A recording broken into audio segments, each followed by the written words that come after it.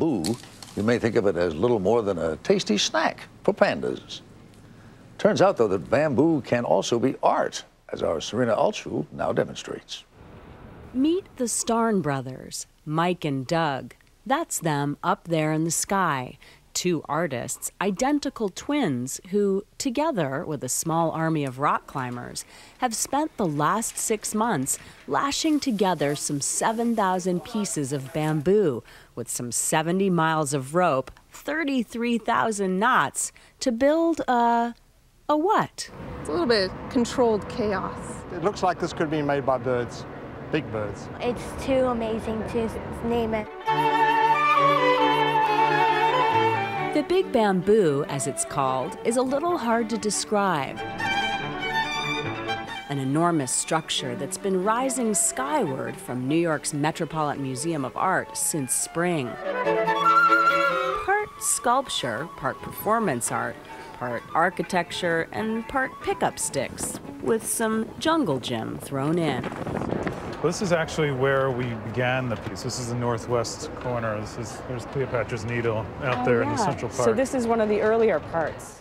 The Starns think of it as a giant wave. We decided to make a seascape.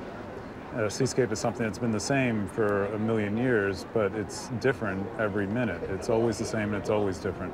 This is an artwork that literally doesn't stop. It's always moving and changing. You never have to say, all right, we're done. Exactly. It's never done. Right. Call it a stairway to heaven or a chia pet gone wild. One thing is certain, it's fun. Oh my gosh, and there's climbers above us. Yeah. And when you're up there, as if perched in a giant kite, looking down on a concrete jungle, it is an amazing feeling. New York's never felt like this before.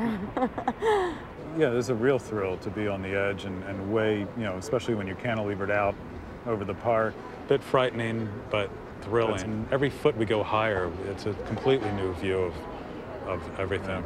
A view thousands of visitors have shared since April, many of them waiting hours for a chance to clamber up those bamboo ramps into the Starn Brothers' eyrie. I'm always surprised at how much people find it joyful, because to us, the original idea had nothing to do with that. It was a very conceptual, dry piece.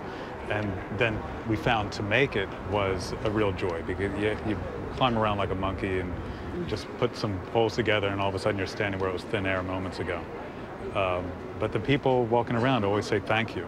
Come the end of the month, the Starns and their team will begin to untie all those knots and take down everything they've built. That's part of it, too. Death is a part of life, and that's what we're sort of having to deal with, and it's getting a little bit sad. Yeah, a little sad for it to come down. Yeah. And then they'll start it again. Something different, someplace else. An ever-changing, never-ending journey. An adventure, like life, which for them is the whole point.